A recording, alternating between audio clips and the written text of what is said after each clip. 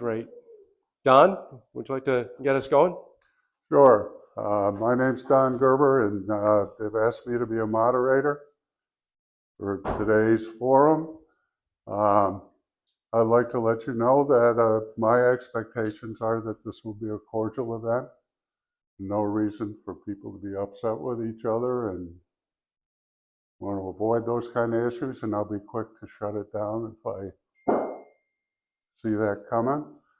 Otherwise, I'll try to get around and select people who want to ask questions, and that'll be the expectation, to ask questions rather than make statements.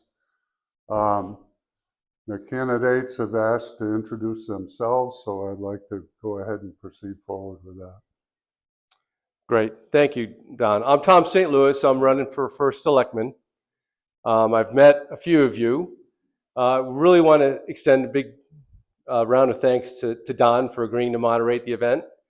Don has been the town engineer for many years and has moderated a number of events in town, so we really appreciate having his expertise on board.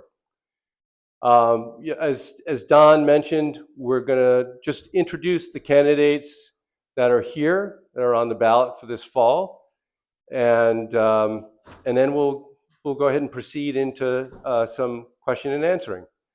As I said, my name is Tom St. Louis. I'm a Connecticut native.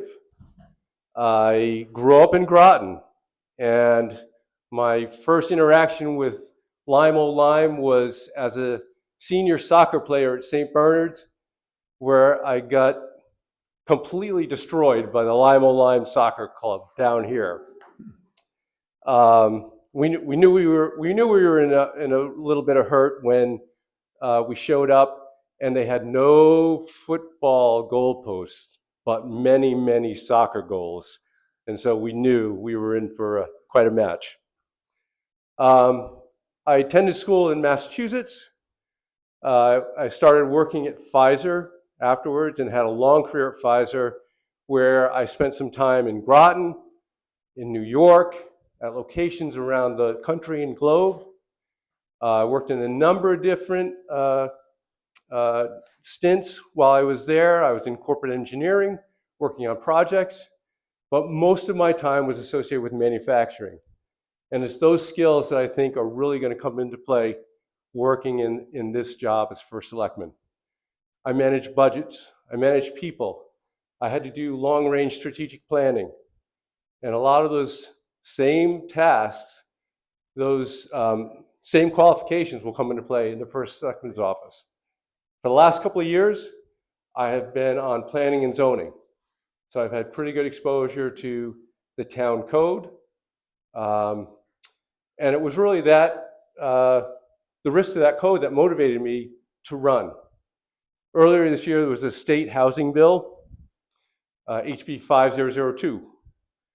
It was going to, in some cases, override the code of the town of Lyme. And I believe we need to hold on to our autonomy. We're on the verge of issuing our new plan for conservation and development. Lyme should make the decisions for itself on land use decisions. We should own our zoning code. And so to that end, I'm going to be an advocate for the town. I'll work with town principals. I'll work outside the town with state representatives from other towns to make sure the governor gets the message that we want to own our land use decisions. And with that, I'll turn it over to our Board of Selectmen candidate. Hi, good morning, everyone. And thanks so much for coming. Really a pleasure to see a full room. So my name is Mary Powell-St. Louis. Many of you may know me. I've been a 27-year resident of Lyme, and I also am a Connecticut native. I grew up in the town of Wethersfield and attended the University of Connecticut for undergrad. You may also know that I'm a Connecticut physician. I've been a physician for over 3 decades, and being a physician is a career of service. So service is really in my blood. not only from a professional point of view, but also from a community point of view. I have been on your Board of Education for Region 18. I served in that role for 8 years. I left that seat 2 years ago, but my service to community has continued. I'm currently an active member on the Pre-K through 8 Building Committee, which is a subcommittee of the Board of Education, and that committee is involved with supervising the HVAC renovation in Region 18 at the elementary and middle school, and the addition of 5 to 6 classrooms and rooms at the Mile Creek School.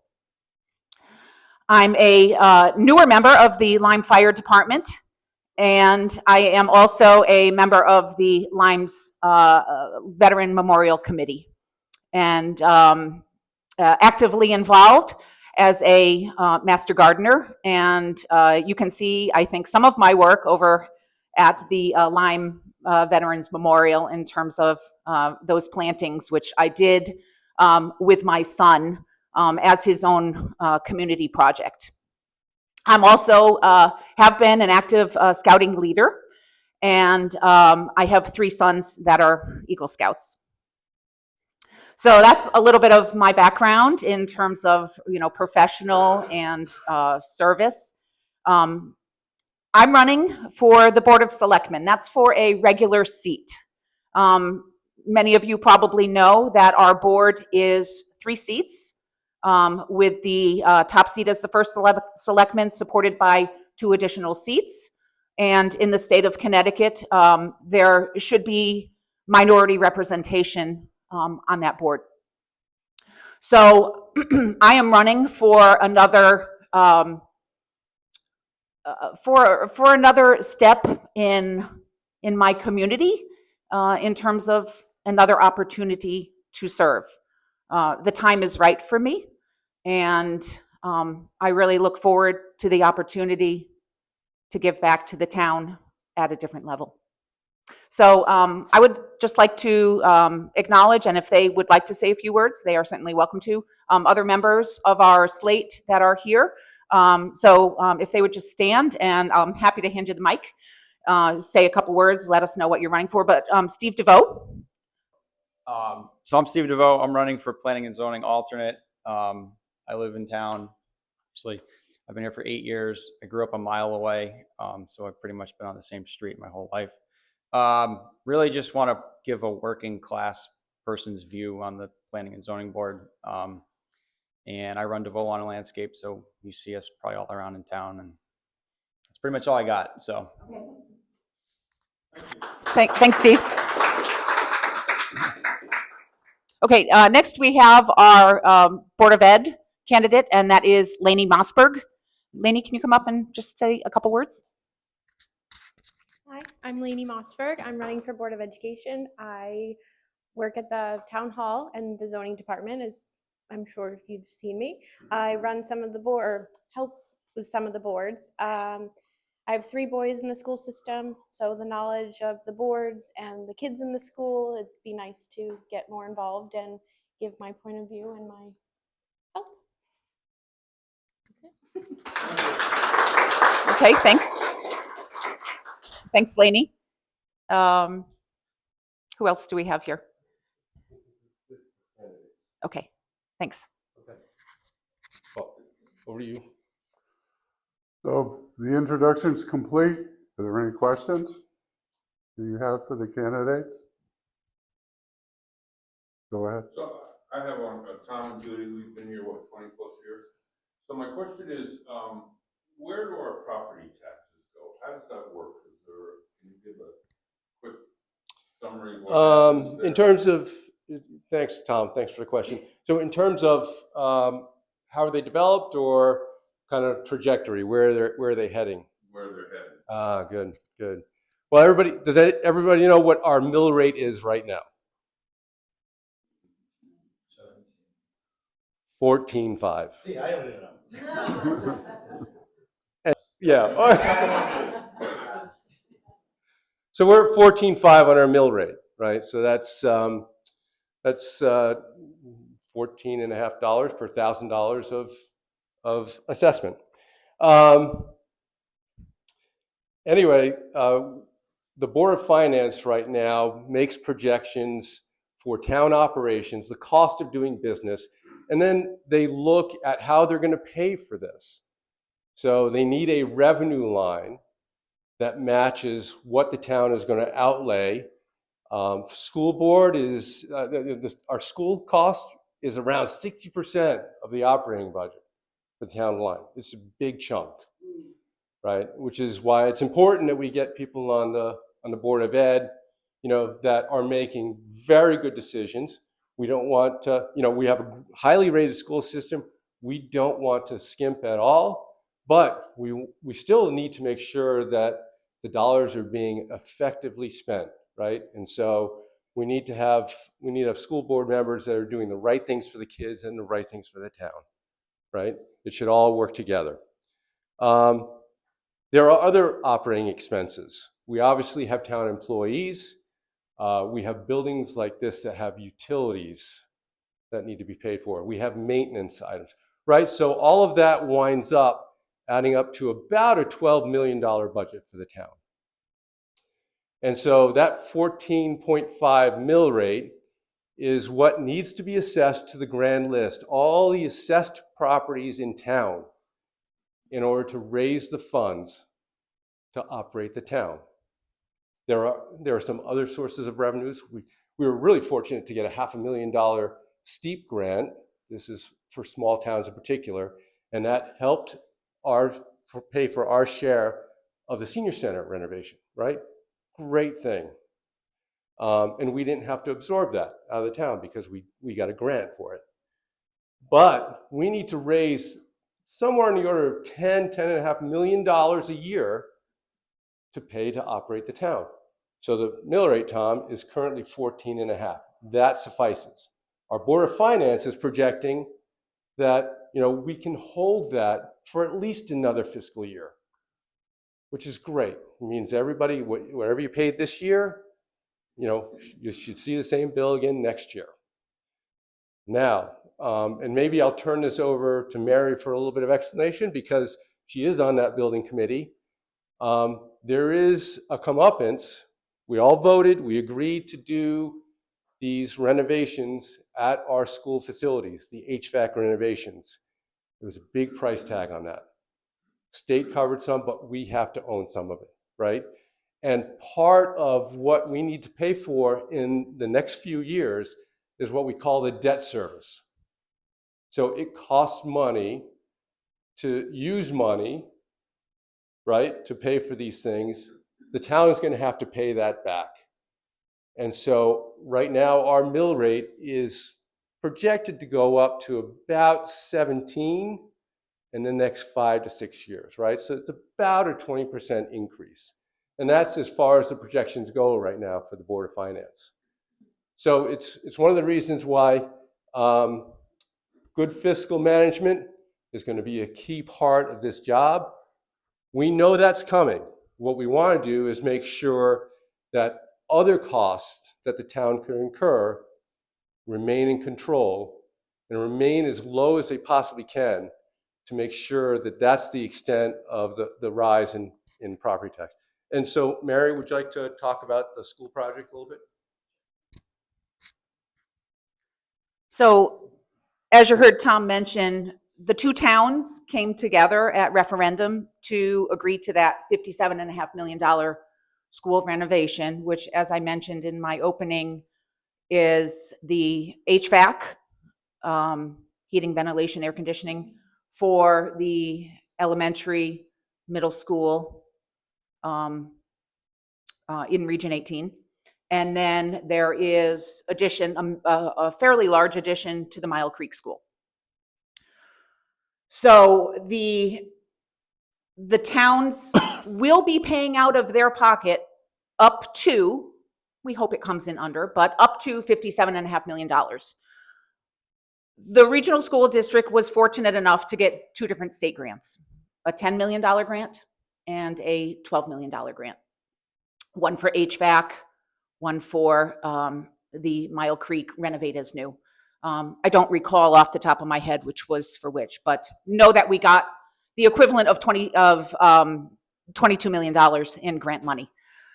The towns have to pay out the funds first, of course, before there is reimbursement. Okay, so we're still on the hook as Lyme and Old Lyme for that $57.5 million. That being said, Tom, your question about the mill rate, I mean, Tom touched on it. The mill rate is projected to go up. I'm going to put it out there and say the mill rate is going to go up. I was at the Board of Finance meeting in August when the spreadsheets were presented. And we're solid for the next year, 14.5 this year, 14.5 next year, and then slowly creeping up, 15, 15.5. I don't remember the trend after that. But 6-7 years from now, we're talking 17 to 18 on the mill rate. Tom referenced the debt service. So Region 18 and, doesn't have the money to pay for all of this. Towns don't have the money either, and so we take out debt to pay for this renovation. We're fortunate enough because of AAA bond ratings for Lyme and AAA bond ratings for Old Lyme that the school district can get a AA bond rating for those funds. School districts, regional school districts can never exceed that AA bond rating. But because you have the backing from the towns that are at AAA, we still are really in great shape for that particular debt service. So, the debt service for these building renovations, it's escalating next year, the following year, the next 5 years. I mean, it's exceeding, if I'm recalling from the spreadsheet, it's approaching $8.5 million within that 5 years. It may even go into the $9 million range. If anyone is interested in that spreadsheet, I'd be happy to share you a screenshot from the Board of Finance meeting in August, and the numbers are right there. But without referencing it now, I'm giving you, my recall and my estimates. So, I think as Tom mentioned, we need really strong fiscal management going forward to keep our eye on this and to keep our taxes as low as we can. But they will be going up. Next question.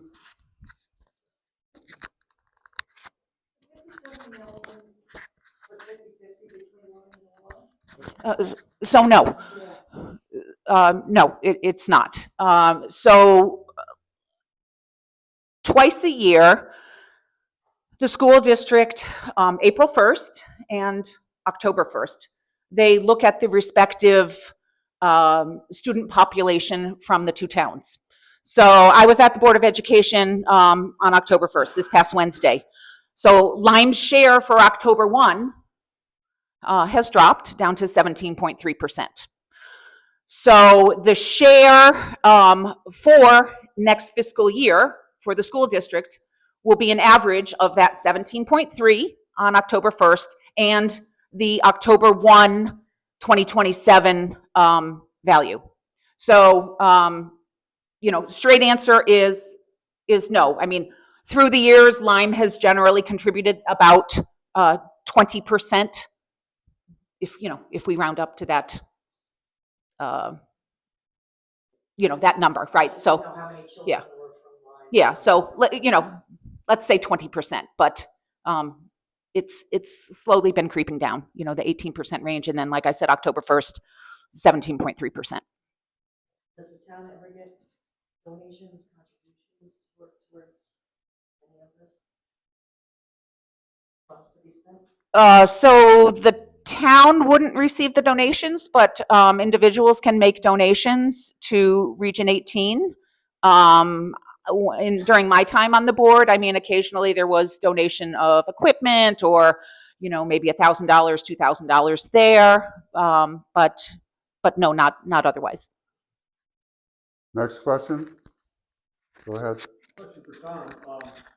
Can you address the issue of a town manager versus selectman? I call her selectman. Is there a controversy in that regard?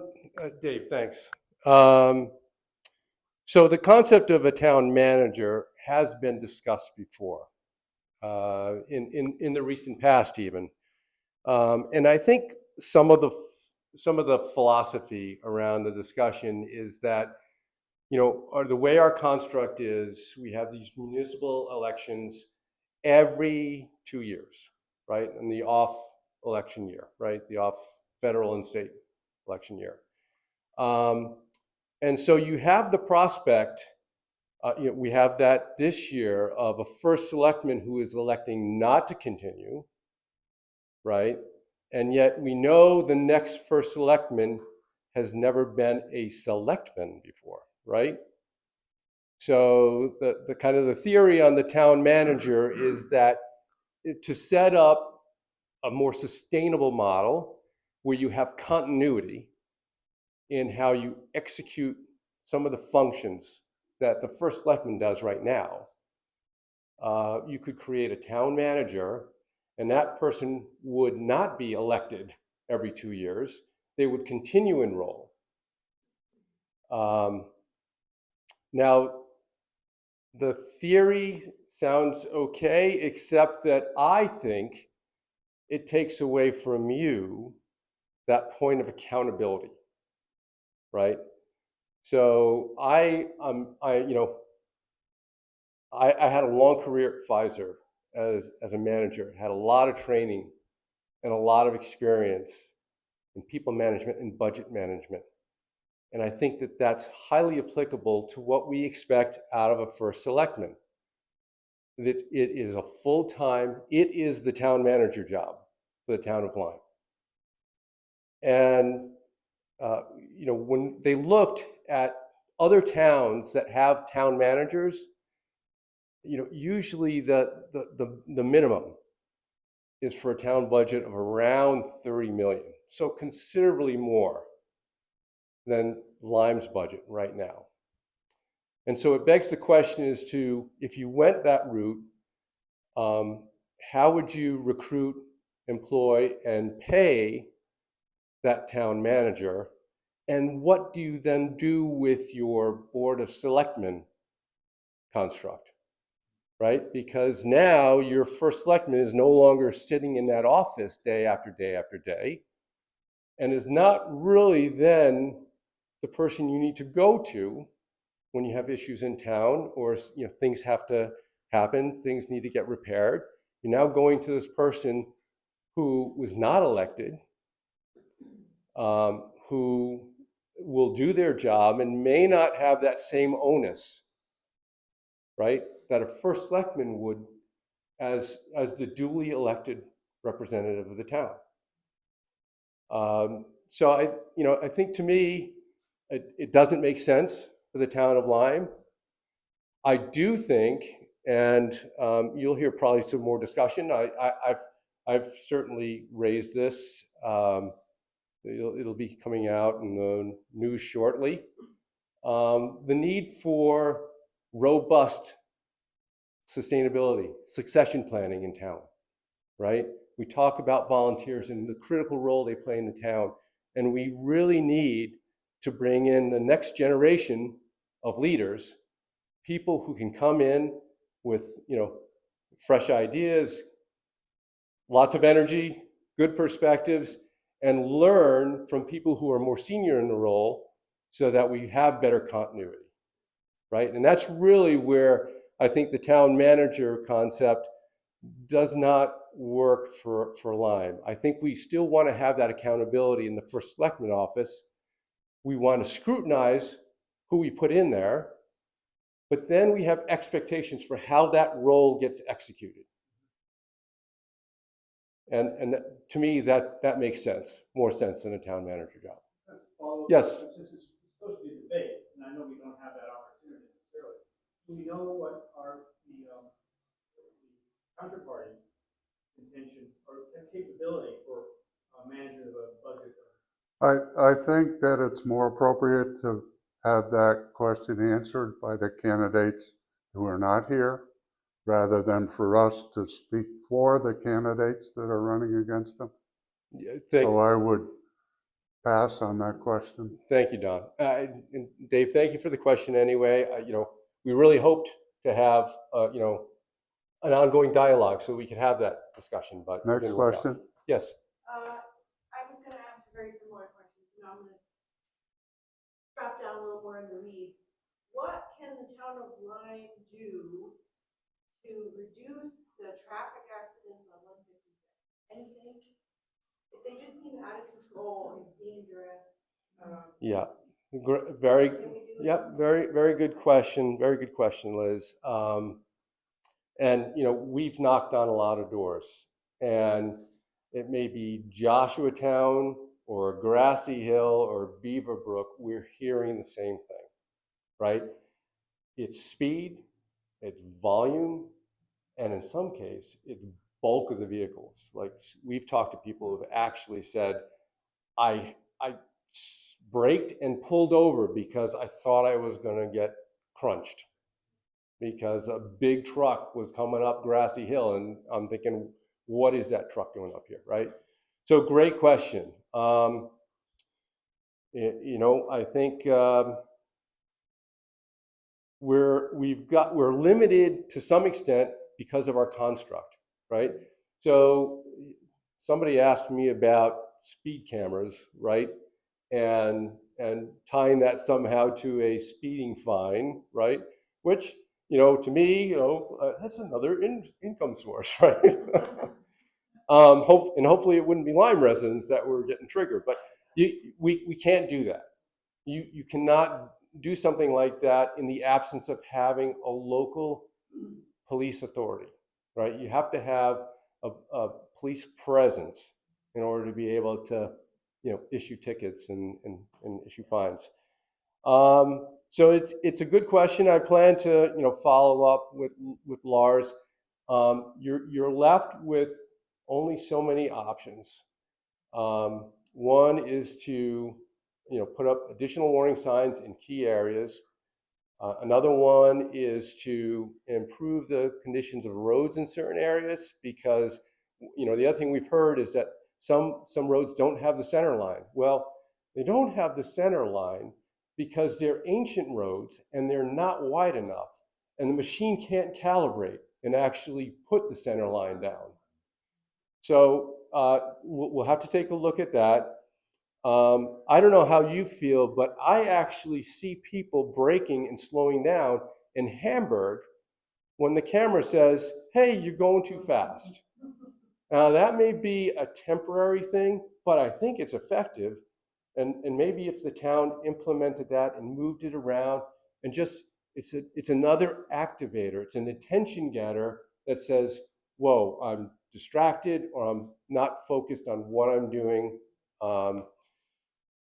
Outside of that, the next step is to engage the state, right? We don't have a resident state trooper, so we would really be forced to do something with the state DOT, like put down the strips, the tube strips, and take an account of number of cars that are going, over the speed limit. And then the Connecticut State Police, even though they're strapped for personnel, could make a decision about where they might station someone in order to pick up, speeders. Yes, Doug. Excuse me, Doug. Is that? You get that covered? Okay. Next question. Doug? That's a great point. Thank you, Doug. So yeah, there are opportunities. Just as we look at the engineering design of roads, maybe there's a chance where we could do some additional cutbacks just to improve visibility. Because the scariest thing is, Joshua Town, after hours, like the winding turns and the up and down grades, if you have visual impediments, that's a recipe for disaster. So we should do at least that to clean up the roads. Yes. I just want to make a last comment about town manager, because they did try to institute that several years ago and everybody did get upset. My concern with having a manager is, from what I've heard other friends that have been speaking, they don't actually have to live in town and therefore they do not have skin in the game, which does make a difference.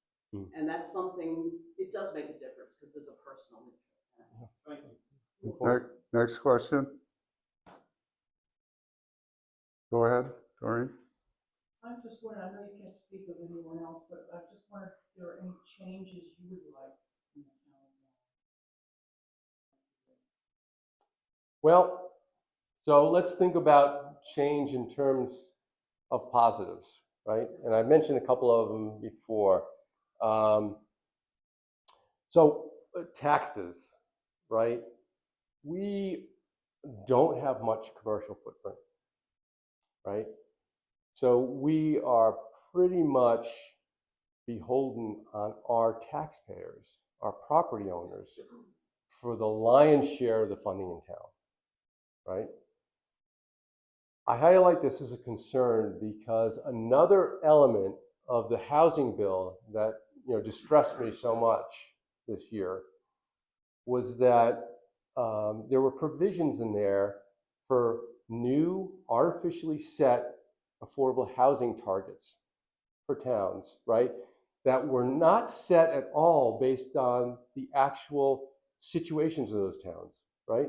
We don't have public infrastructure. We're not near a transportation node, right? And we have zoning that's based on 1, 2, and 3 acre zoning lots, right? And so none of that was taken into consideration when this algorithm was run and charted out a new target number for Lyme. Can I just mention what that target number was? Sure. So in that House Bill 5002, the recommended target number for what was called fair share housing for Lyme was 176 affordable housing units. 176. Right, versus the total we have in town of housing units, total housing units, less than 1,200. So it's a huge number, right? And by definition, they have to be affordable housing, capital A, capital H. They have to fit a certain profile definition in order to be counted by the state. We know there in town there's a lot of ADUs, right? Accessory dwelling units, right? Garages that have been built out, barns that have been redone into living spaces. We have many of them. Unless you put a deed restriction in place for 40 years that says you are going to rent this in a certain fashion and it has to be below market rates, okay? 40-year deed restriction. The state is not going to count that as an affordable housing unit. And now it just becomes a regular housing unit. And so getting back to the tax ramifications, we have these new limits for the town. And if we don't make discernible progress, this bill wanted to penalize Lyme by saying you're not going to get any more state grant money. And we just talked about the $500,000 that we got was nice. It helped us with the senior center renovation, right? What if that gets cut off, right? And so part of what I would like to do is to work with the Board of Finance and the Board of Selectmen to try to investigate alternative revenue streams that do not tax the residents of Lyme. There are things that can be done. There are conservation space reimbursements that we could press for, right? If we collaborate with the state and define open space, that's not bringing in tax money, right? And the state should be compensating us for that because we have willingly given up tax revenue in order to create that open space. So, and there are other things, there are other venues that we should try because I think we need to diversify our revenue so that we are not subject, to now the will of the state and, cutting us off because we're not making enough progress on affordable housing. And now I don't know where I was going with the rest of the question. Next question, Ernie. So yesterday in the media, the results of the conservation development plan Yes. came out, and it's supposed to be on file Monday or Tuesday. I don't know if you two have looked at it at all, as far as what has changed in the last 20 years. Can I just make a comment? Sure. So I am not on the planning and zoning. The planning and zoning members have had an opportunity to review. It was then pushed to the Board of Selectmen office for their review, and then the last step is being pushed to the public. Now, while Tom is a member of planning and zoning and had eyes on it, I have not seen it. It's not appropriate for me to have eyes on that. So I just throw that out there. Evidently, Yeah, no, that's great, Ernie. What I would say is this. And it's been 10 years since the last POCD. And what the POCD is really supposed to be is a guidepost, for planning and zoning and the other boards and commissions in town.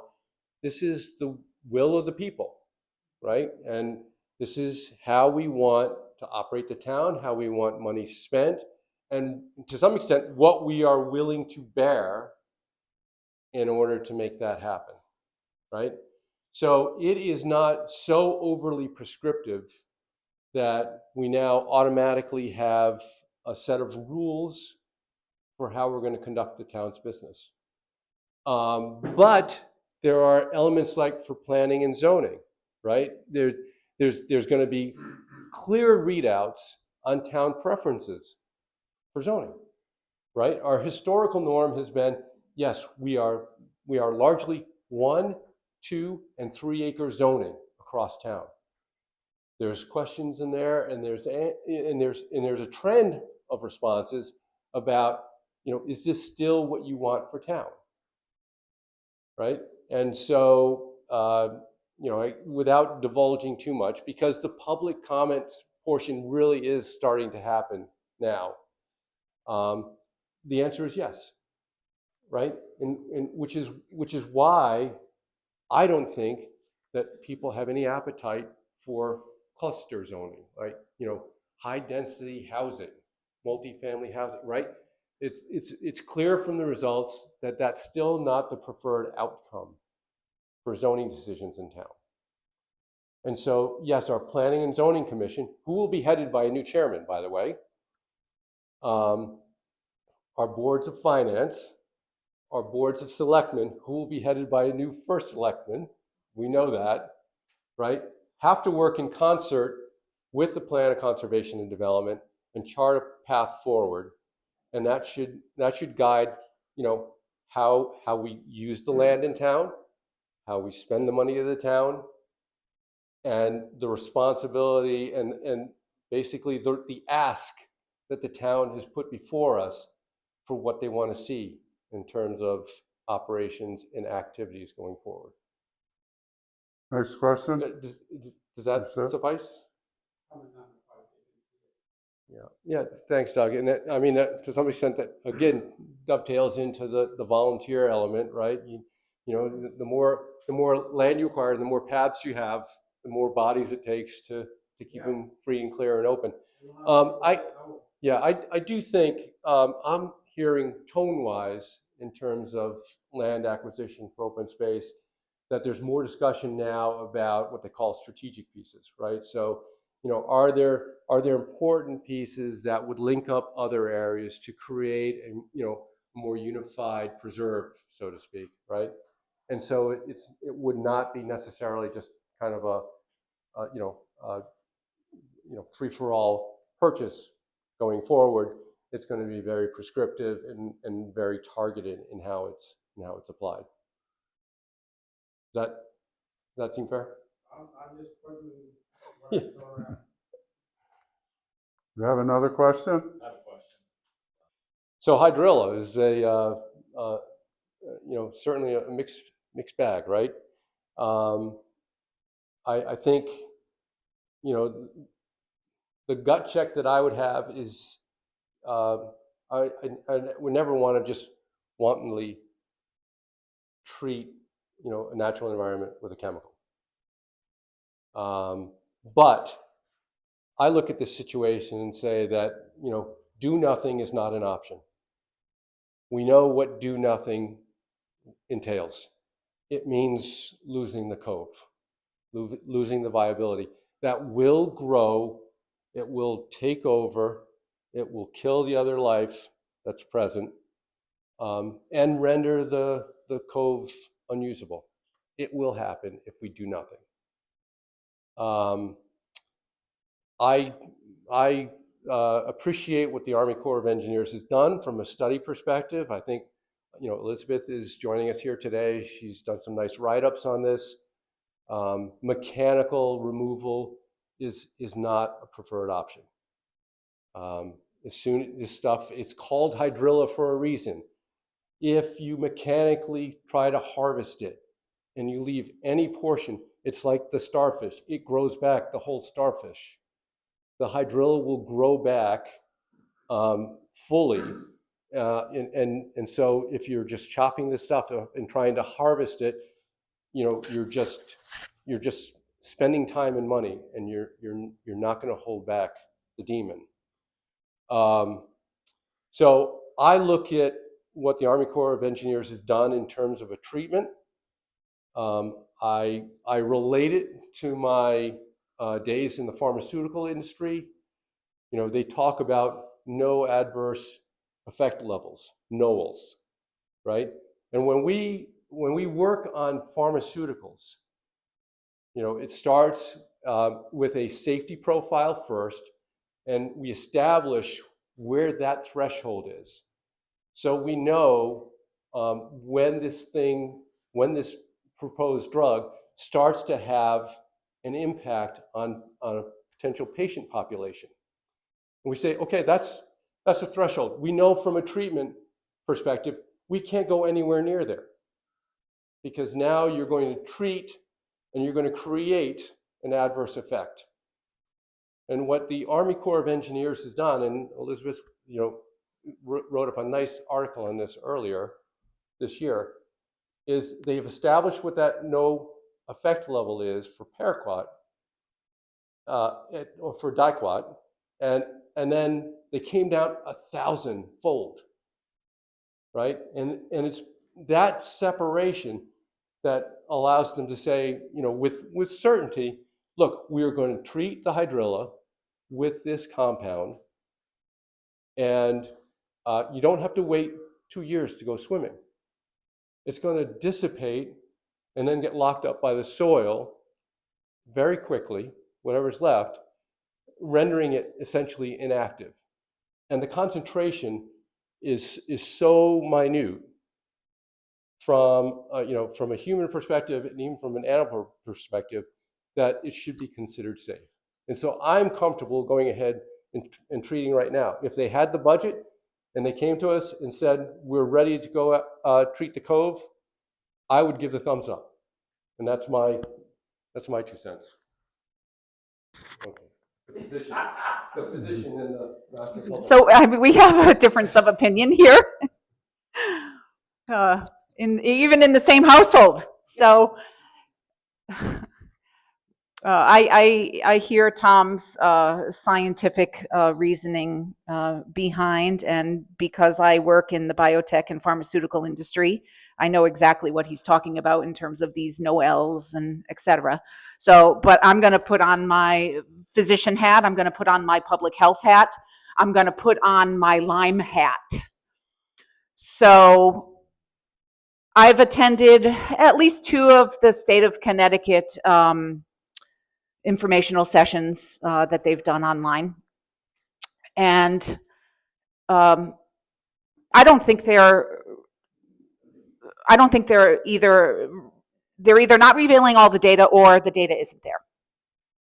So in a town here where we are 53% open space, and we enjoy our trails and we enjoy our rural nature of this town, and we stay in this town 27 years here, I frankly am appalled about the use of the use of the Diquat. We've seen it used up in Selden Cove. Okay, Selden Cove has been treated. They showed some interesting visuals on the DEEP forums.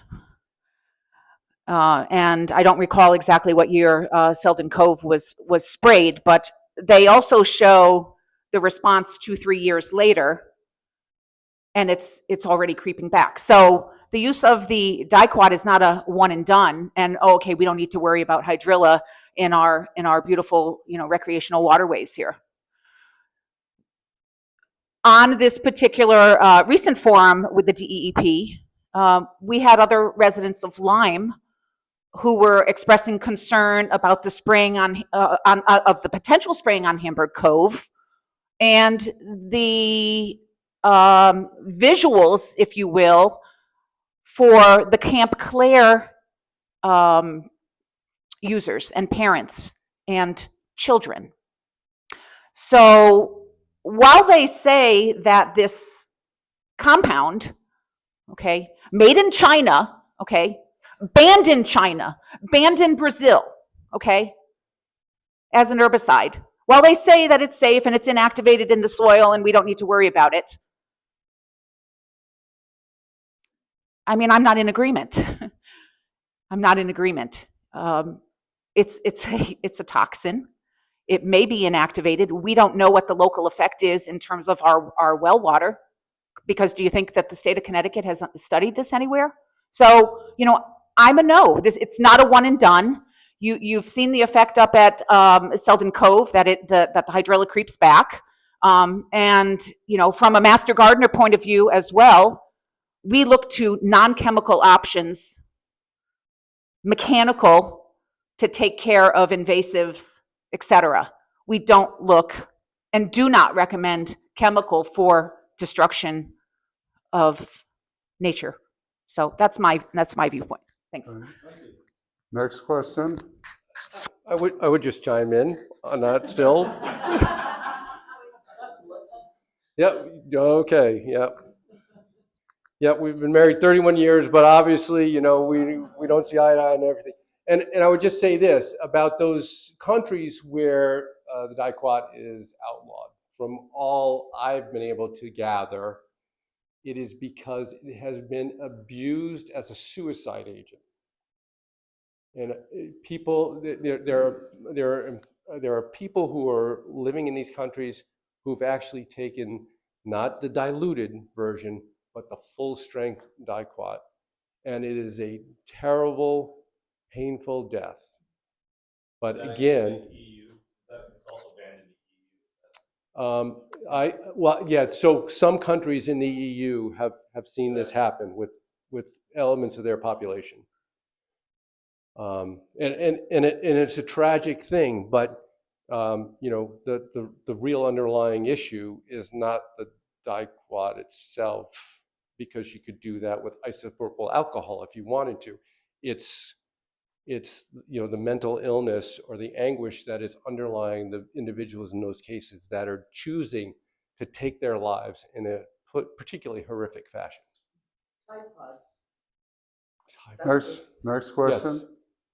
Yes. I mean, again, the Board of Selectmen wouldn't be the ultimate decision maker for spraying on Hamburg Cove. I mean, that's coming, unfortunately, in my opinion, from the state of Connecticut. So, Okay, so it's a different scenario. Disagreement. Yeah, you have a disagreement, and somebody else asks you, what's your opinion of the first selectman? Obviously. are you talking specific to Hydrilla or? So, how will you handle that? Because I think it's a fair question. The interaction between the household, as you mentioned. Sure. So you're talking in a generality in terms of coming from the same household, et cetera. Okay. So, I mean, I think I sort of mentioned this in the opening, right? The Board of Selectmen is 3 individuals, right? 3 independent thinking individuals, 3 individuals from different backgrounds and individuals from different areas of expertise. And so I have my own opinions. I am capable of making decisions on my own independently, and I will do so. plain and simple.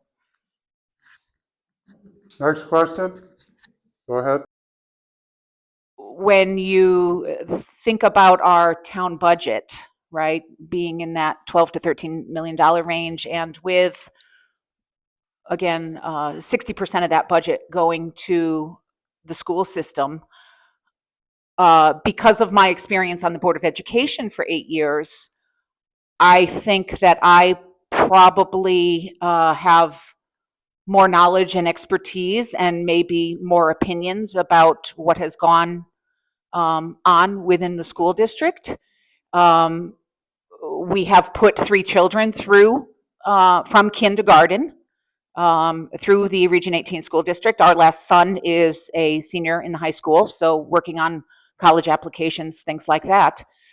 So again, I think based on my experience on the board, I think I know more about what goes on in that school district than he does, and we may have differences of opinion on that because I'm more in the know. That would be one example. Do you want to give one while I continue to think, maybe? Yeah, no, I think that's an excellent example. And so, probably, my first reaction to a lot of issues that have come up in the school district, would have been more inclined. I would have responded more as a personnel manager from an organization where we had to abide by state and federal employment laws. And Mary is, having lived in the school board environment for so long and been exposed to the discussions there, and just having that, again, maybe that caregiver, the doctor, public health advocacy behind her. She's probably more willing to, cut people slack and adopt a softer tone in response to situations that have arisen there. Probably want to dive more fully into the Board of Finance world and really understand how we were structuring our reserve funds and the scale, the graduating scale under which our mill rate will climb. I would want really get in there and understand more about that. And my nature as a money manager, I would probably be banking more contingency funds. I raised a question at a Board of Finance meeting earlier this year, which was, I don't think, construed exactly how I intended it to be construed. I was asking about that line item, which is the contingency account that the Board of Selectmen carry, right? And actually, I think the board was concerned that I was questioning the appearance of that on the line, as a line item, when in actuality, I was thinking that it was not nearly high enough for the size of the town budget, and looking at how some of our line items vary dramatically year to year, that the funding level for that contingency, just didn't seem to be robust enough to me.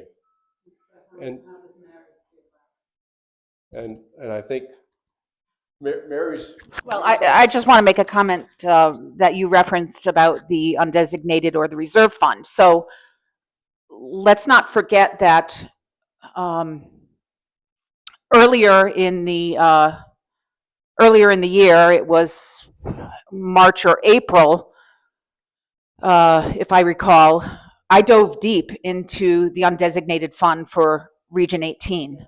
And I went back 8 to 10 years of minutes, mostly around the October minutes, which is when the Board of Ed makes a decision about the use of the undesignated fund and how much holdback there is from the previous year's budget, because now by state statute, the regional boards can hold back 2%. And that article was published as a letter to the editor in LymeLine to bring it to the attention of our town. Interestingly, the public has taken significant interest in this undesignated and reserve fund, I think since public comment, since that article. So the superintendent in the district has been working with our chair of the Board of Finance, Alan Shanis, on presenting a comprehensive spreadsheet, Excel, if you will, worksheet, to look at the use of that undesignated fund going forward, et cetera. And that was actually presented at the Board of Education meeting this week, where myself and Lannie were there for the 3+ hour meeting. We haven't seen the attention on this undesignated fund prior to this year. So, while I hear Tom saying he's going to dig into it from the board of, from the financial point of view, I did that. Not you. I did it. Okay, so give credit where credit is due, please. Are you done yet? No. No, actually, I am done on that. But, if you haven't, read about the use of the undesignated fund, and actually I was having a conversation with Elizabeth from Lyme, before the meeting started here, and, the board is not doing the full 2% holdback this year. They're doing about a 1.3% holdback. And I understand about $600,000 is going to be returned to the towns. So I think that's good news. Yeah, all that digging, and you know what? I was happy to let Alan keep his reserves where they were.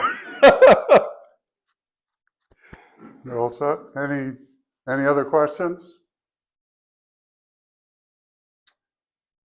I'll ask, do you have any closing comments, Tom?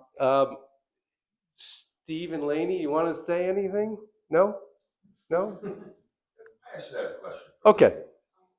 You've got 3 children in this school system. I myself have had kids go through school with the St. Louis boys, and I now have a 10-year-old in here, 5th grade. What would be your first item on your agenda if you were to be elected on the Board of Education into improving our schools or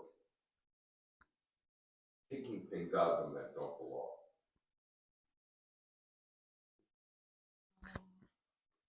All right, so I guess my first item would be to look into the undesignated funds a little bit more. Also, really would like to dive into the AI use that the kids are using. I know it's crucial maybe for the teachers, but I think the children should really just be more hands-on in learning and not rely on social media or the internet or what it may be. I'd like to see it go back a little bit to using their own knowledge and figuring things out on their own. And maybe the concerns of the use of negative social media impact or drugs, alcohol use, or that kind of, just to touch base on that kind of stuff and see what the kids are into. And I've used my own children's knowledge and comments and their friends to see what their interests are. So I'd like to get more input from the students and teachers on my own time, just to see their feelings on things too, just to try and lead them from there. So yeah. Thank you. Yeah. Thanks, Laney. And actually, Dave, thanks for the question. Laney, thanks for the response. As we've been going around town talking to people, it is interesting to get the different perspectives from people who used to have kids in the school system, don't currently have kids in the school system, and people who definitely do have kids in the school system, because those questions, and Laney just brought these up. I mean, AI is a big one, right? I mean, it's very easy to say that we are going to use this as a tool for instruction, and it's powerful, no question. But I hear what Laney's saying, right? I mean, you have to ground on the fundamentals first, right? You should be trained in the elements, the key core elements of education. of whether it's math or English writing, you should have instruction, and you should have to do the critical thinking for yourself before you start to use these tools.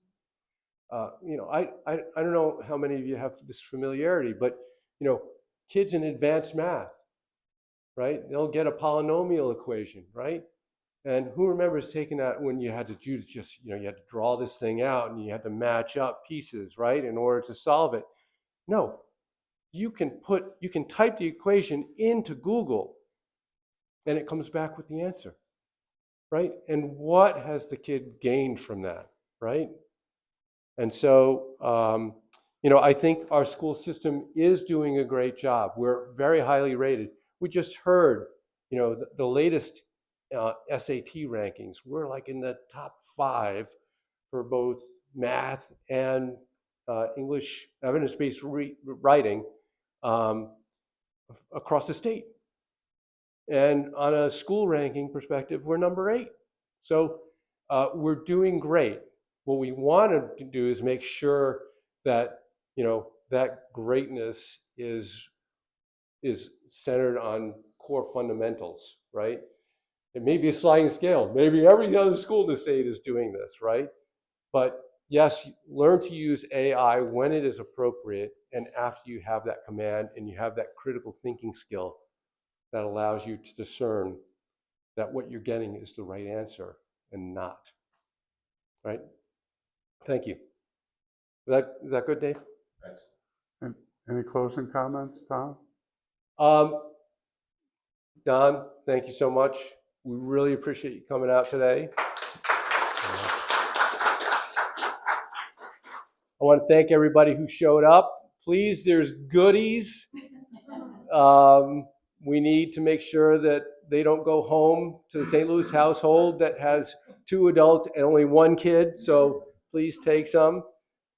Thanks to Steve, Lannie, for showing up and introducing themselves and talking a bit. Thanks to Mary for joining me up here. Thanks to Jeff for, I think, getting some of this stuff on tape. Thank you to Elizabeth for showing up, even though we knew we were only going to have representatives from one party here. We really wish that it had been better attended, but and we thank all of you. Thanks for taking the time out of your day on a beautiful day to join us here for an hour and a half. Mary, any closing comments? No, I think I can reiterate what Tom says. Appreciate you all coming here today. And very important, early voting opens on October 20th. And that's for 2 weeks at the town hall. And absentees will be available on Monday. You can contact Linda Windsor in the town clerk's office. And of course, voting day on Tuesday, November 4th. So your town's future is in the residents of Lyme and voters' hands. So appreciate your time and thanks for all the questions. One more thing. Yep, one more thing. Because this is unusual for the Republican Party in town, we now have a social footprint. So check us out. We're on X, we're on Facebook, Insta. We have a website, LymeRTC.org. So you can go there and see candidate profiles for all of our candidates on the ballot this year. We have posts. We can keep you up to date with how we're doing door knocking and other events that are coming along the way. Oh, Just one more thing. And if you have any interest in that Board of Finance spreadsheet that I had talked about in terms of the increase in mill rate, just catch up with me at the end of the meeting. I'd be happy to share that with you as a text. Also, we have been distributing when we've been door knocking with our palm cards, business cards as well. So, our personal emails and cell phone numbers are available. I am happy to give you a business card today. It is not a campaign cell phone. It is my personal cell phone. If you have a desire to stop at my house, I'm at 35 Hamburg Road. Feel free to stop in. I'd love to talk to you. I work remotely. I'm available. And again, thank you. just warning, there's a Tasmanian devil-like rescue dog at that address. So we're working with her, but just a warning. Thank you all for coming. Thank you. Thank you for maintaining a cordial environment through the whole situation. I think it was informative for everybody. And we'll call the forum closed.